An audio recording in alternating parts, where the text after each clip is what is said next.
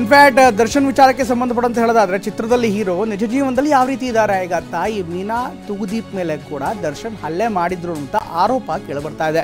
ಪುತ್ರ ದರ್ಶನ್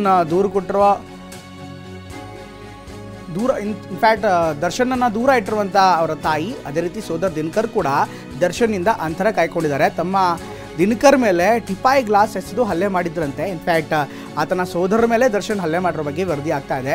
ದರ್ಶನ್ನಿಂದ ಅಂತರ ಕಾಯ್ದುಕೊಂಡಿರುವಂಥ ಸೋದರಿ ದಿವ್ಯಾ, ದರ್ಶನ್ ಅವರ ಈ ರೂಪವನ್ನು ನೋಡಿ ಸಹಜವಾಗಿ ಅವರು ಕೂಡ ಅಂತರ ಕಾಯ್ಕೊಂಡಿದ್ದಾರೆ. ಯಾಕೆಂದರೆ ಅವರ ಫ್ಯಾಮಿಲಿಯವರೇ ಯಾರು ಕೂಡ ಹತ್ತಿರ ಅಷ್ಟಾಗಿ ಬರ್ತಾ ಇಲ್ಲ. ಸದ್ಯಕ್ಕಿರುವಂಥ ಮಾಹಿತಿ ಅವರ ಪತ್ನಿ ಈಗ ಲಾಯರ್ಗಳ ಸಂಪರ್ಕದಲ್ಲಿ ಇದ್ದಾರೆ ಅಂತ ಮಾಹಿತಿ ಅಲ್ಲಲ್ಲಿ ಹರಿದಾಡ್ತಾ ಇತ್ತು. ಈಗ ಚಿತ್ರರಂಗದಲ್ಲಿ ಒಂದು ಕಡೆಗೆ ಹೀರೋ ಆಗಿದ್ದರೆ ಇನ್ನು ವ್ಯಕ್ತಿಗತವಾಗಿ ಅವರ ಕುಟುಂಬಕ್ಕೆ ಈಗ ಸಾಕಷ್ಟು ನೋವನ್ನು ಕೊಟ್ಟಿದ್ದಾರೆ ಅನ್ನುವಂಥ ಮಾಹಿತಿ ಕೂಡ ಈಗ ಬರ್ತಾ ಇದೆ. ಇದ್ರ ಜೊತೆಗೆ ಈಗ ಅವರ ಕುಟುಂಬಸ್ಥರೇ ಈಗ ನೇರವಾಗಿ ಅಂತರವನ್ನು ಕಾಯ್ಕೊಂಡಿದ್ದಾರೆ. ಒಂದು ಕಡೆಗೆ ಈಗ ಅವರ ಸೋದರಿ ಇರ್ಬೋದು, ಅವರ ಸೋದರ ಇರ್ಬೋದು, ಅವ್ರ ತಾಯಿ ಯಾರು ಕೂಡ ಹತ್ತಿರ ಬರ್ತಾ ಇಲ್ಲ. ಇನ್ನು ಈ ಒಂದು ವಿಚಾರಕ್ಕೆ ಸಂಬಂಧಪಟ್ಟಂತೆ ಈ ಕಂಟಕ ಕೂಡ ಎದುರಾಗ್ತಾ ಇದೆ. ಇನ್ಫ್ಯಾಕ್ಟ್ ಫ್ಯಾಮಿಲಿ ಮಾತ್ರವಲ್ಲ, ಸ್ನೇಹಿತರು ಕೂಡ ಈಗ ದೂರ ಆಗಿದ್ದಾರೆ.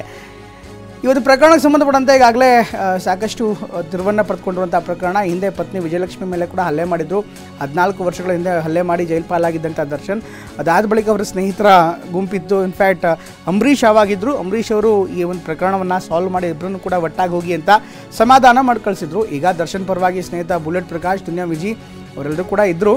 ನಟ ದರ್ಶನ್ ಆಪ್ತವಾಗಿದ್ದ ಬುಲೆಟ್ ಪ್ರಕಾಶ್ ಕೂಡ ಈಗ ನಿಧನರಾಗಿದ್ದಾರೆ.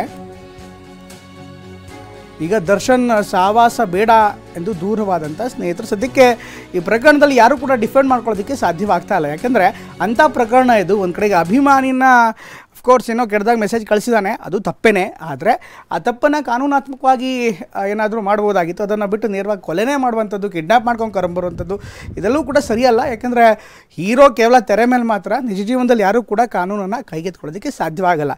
ಹೀರೋಗಳೇನು ತೋರಿಸ್ತಾರಲ್ಲ ಆ ರೀತಿ ಎಲ್ಲ ನಿಜ ಜೀವನದಲ್ಲಿ ಏನಾದ್ರು ಹೊಡೆದ್ಬಿಟ್ರೆ ಪೊಲೀಸರು ಏನು ಮಾಡ್ತಾರೆ, ಆವಾಗ ಖಂಡಿತವಾಗ್ಲೂ ಕ್ರಮ ಕೈಗೊಳ್ಳಲೇಬೇಕಾಗತ್ತೆ.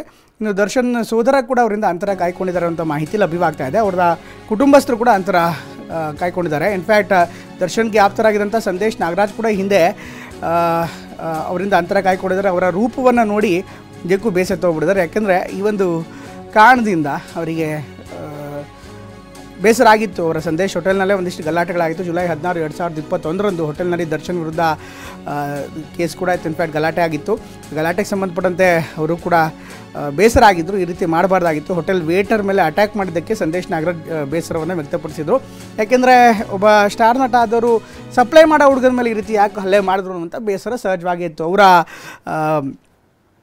ಅವರ ಕುಟುಂಬಸ್ಥರು ಇನ್ಫ್ಯಾಕ್ಟ್ ಅವರ ಮಾಲೀಕತ್ವದ ಹೋಟೆಲ್ ಅದಾಗಿತ್ತು. ಅವರ ಸಿಬ್ಬಂದಿ ಮೇಲೆ ಹಲ್ಲೆ ಮಾಡಿದಂಥ ಸಂದರ್ಭದಲ್ಲಿ ಅವರಿಗೂ ಕೂಡ ಬೇಸರವಾಗಿತ್ತು.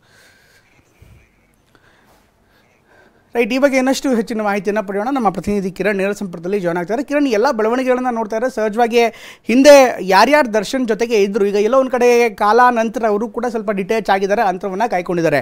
ಈಗ ಅಫ್ಕೋರ್ಸ್ ಕುಟುಂಬಸ್ಥರು, ಅವರ ತಾಯಿ ಇರ್ಬೋದು, ಅವ್ರ ಸೋದರ ಸೋದರಿ ಇರ್ಬೋದು, ಅವರು ಅಂತರ ಕಾಯ್ಕೊಂಡಿರೋ ಬಗ್ಗೆ ಮಾಹಿತಿ ಲಭ್ಯವಾಗ್ತಾ ಇದೆ. ಈ ಒಟ್ಟಾರೆ ಈ ಪ್ರಕರಣವನ್ನು ನೋಡ್ತಾ ಇದ್ದರೆ ಇಷ್ಟೆಲ್ಲ ಬೆಳವಣಿಗೆಗೆ ಏನು ಕಾರಣ ಆಗಿರ್ಬೋದು ಕಿರಣ್? ಪ್ರಮೋದ್, ಈಗಾಗಲೇ 14 ವರ್ಷದಿಂದ ನಾವು ಕೂಡ ಇಲ್ಲಿ ಚಾನಲ್ ಇದ್ದಾಗ ಆ ಒಂದು ಸ್ಟೋರಿಯನ್ನು ರನ್ ಮಾಡಿದ್ವಿ. ಅದು ವಿಜಯಲಕ್ಷ್ಮಿ ಮೇಲೆ ಹಲ್ಲೆ ಮಾಡ್ತಾನೆ ದರ್ಶನ್. ಆ ಸಂದರ್ಭದಲ್ಲಿ ಇದ್ದಂಥ ಸಿಚುವೇಶನ್ ಈಗಿನಂತೂ ಭಾಳ ವ್ಯತ್ಯಾಸ ಆಗಿದೆ. ಯಾಕೆಂದರೆ ಅಲ್ಲಿ ಆತ ಅರೆಸ್ಟ್ ಆಗಿ ಜೈಲ್ಗೆ ಹೋದಾಗ ಆತನ ಫ್ಯಾಮಿಲಿ ಕಂಪ್ಲೀಟ್ ಆಗಿತ್ತು. ಅವರ ತಾಯಿ ಇದ್ರು, ತಮ್ಮ ಇದ್ರು, ತಂಗಿ ಇದ್ರು, ಜೊತೆಗೆ ಸ್ನೇಹಿತರ ಬಳಗ ಇತ್ತು. ಒಂದು ಕಡೆ ದುನಿಯಾ ವಿಜಯ್ ಇದ್ದ, ಒಂದು ಕಡೆ ಬುಲೆಟ್ ಪ್ರಕಾಶ್ ನೇರವಾಗಿದ್ರು. ಅವರೆಲ್ಲರೂ ಕೂಡ ನೇರವಾಗಿ ಈಗಾದ್ರೂ ಮಾಡಿ ಬೇಲ್ ಕೊಡಿಸ್ಲೇಬೇಕು, ಕರ್ಕೊಬರ್ಬೇಕು. ಸಂದೇಶ್ ನಾಗರಾಜ್ ಅಂತೂ ಭಾಳ ಪ್ರಮುಖವಾಗಿ ಓಡಾಡ್ತಾ ಇದ್ರು. ಎಲ್ಲರೂ ಕೂಡ ಒಂದು ಪಡೆ ಇತ್ತು, ಅಂದರೆ ಧೈರ್ಯ ಹೇಳ್ತಾ ಇದ್ರು. ಆಮೇಲಿಂದ ಈ ರೀತಿ ಒಂದು ಕಮ್ಯುನಿಕೇಟ್ ಮಾಡ್ತಾ ಇದ್ರು. ಈ ರೀತಿ ಒಂದು ಪಡೆ ಆತನಿಗೆ ನಿಂತ್ಕೊಂಡಿತ್ತು. ಆದರೆ ಇದೀಗ ಕಾಲಕ್ರಮೇಣ ಈಗ ಕಂಪ್ಲೀಟಾಗಿ ಎಲ್ಲರೂ ಕೂಡ ದೂರ ಹೋಗ್ಬಿಟ್ಟಿದ್ದಾರೆ. ಈಗ ಬುಲೆಟ್ ಪ್ರಕಾಶ್ ಕೂಡ ಸಾವನ್ನಪ್ಪಿದ್ದಾರೆ. ದುನಿಯಾ ವಿಜಯ್ ಕೂಡ ಈ ಕಡೆ ತಲೆ ಆಗ್ತಾ ಇಲ್ಲ. ಸಂದೇಶ್ ನಾಗರಾಜ್ ಅಂತೂ ಅವರ ಪ್ರಿನ್ಸ್ ಆಫ್ ಹೋಟೆಲ್ ಏನಿದೆ, ಸಂದೇಶ್ ದ ಪ್ರಿನ್ಸ್, ಅದರಲ್ಲಿ ಪರ್ಮನೆಂಟಾಗಿ ಒಂದು ರೂಮನ್ನು ಇವ್ರಿಗೆ ಕೊಟ್ಟಿದ್ರು ದರ್ಶನ್ಗೆ.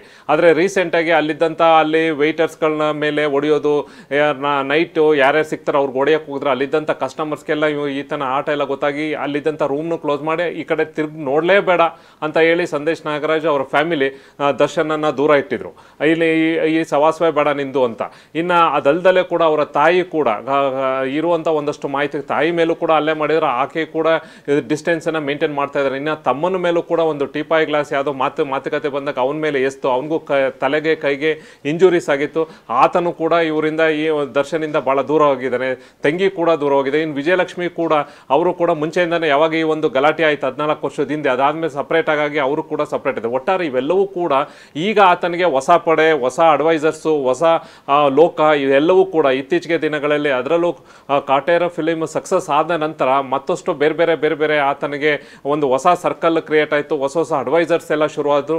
ಹೊಸ ಈ ರೀತಿ ಅಂದರೆ ಇನ್ನೂ ಕೂಡ ಒಂದ್ ಕಡೆ ದುಡ್ಡು ಬರೋಕ್ಕೆ ದುಡ್ಡಿನ ಮದ, ಒಂದ್ ಕಡೆ ದುಡ್ಡು ಬರೋಕ್ಕೆ ಶುರು ಆಯಿತು. ಮತ್ತೆ ಫ್ಯಾನ್ ಫಾಲೋವರ್ಸ್ ಜಾಸ್ತಿ ಆಗಕ್ಕೆ ಶುರು ಆಯ್ತ ತಕ್ಷಣ ಆತನಿಗೆ ಬಹುಶಃ ನಾನು ಏನು ಮಾಡಿದ್ರು ಜಯಿಸ್ಕೋತೀನಿ, ನನ್ನ ಹಿಂದೆ ಪೊಲಿಟಿಷಿಯನ್ಸ್ ಇದ್ದಾರೆ, ಅವರು ಇಡೀ ಸರ್ಕಾರವೇ ನನ್ನ ಹಿಂದೆ ಇದೆ, ನನಗೆ ಏನು ಮಾಡಿದ್ರು ಕೂಡ ನಾನು ಅದರಿಂದ ಹೊರಗಡೆ ಬರ್ತೀನಿ ಅನ್ನೋ ಒಂದು ಆತನಿಗಿತ್ತು. ಹಾಗಾಗಿ ಈಗ ಫಸ್ಟು ಸ್ಟಾರ್ಟಿಂಗಲ್ಲೂ ಈ ಒಂದು ಪ್ರಕರಣ ಆದಾಗ ಸಾಕಷ್ಟು ಪ್ರೆಷರ್ ಬಂತು. ಅದರಲ್ಲಿ ಪೊಲಿಟಿಷಿಯನ್ಸ್ ಅಂತೂ ಹೇಳಿದಲ್ಲ, ನೂರಾರು ಕಲೆಗಳು ಆತನಿಗೆ ಯಾವುದೇ ಕಾರಣಕ್ಕೂ ಈತನನ್ನು ಫಿಟ್ ಮಾಡಬೇಡಿ, ಈತ ಮುಂದೆ ನಮಗೆ ಸರ್ಕಾರಕ್ಕೆ ಬೇಕಾಗ್ತಾನೆ, ಅಂದರೆ ಅದಕ್ಕೆ ಸಂಬಂಧಪಟ್ಟಂತೆ ಕ್ಯಾಂಪೇನಿಂಗ್ ಇರ್ಬೋದು ಬೇಕಾಗ್ತಾನೆ. ಇನ್ನೂ ಒಂದು ಬೇರೆ ಆಮೇಲೆ ಒಂದಷ್ಟು ಬಿಸ್ನೆಸ್ಗಳು ಈತನ ಜೊತೆ ಇತ್ತು, MLAಗಳ ಜೊತೆ ಈತನ ಬಿಸ್ನೆಸ್ಗಳು ಇತ್ತು.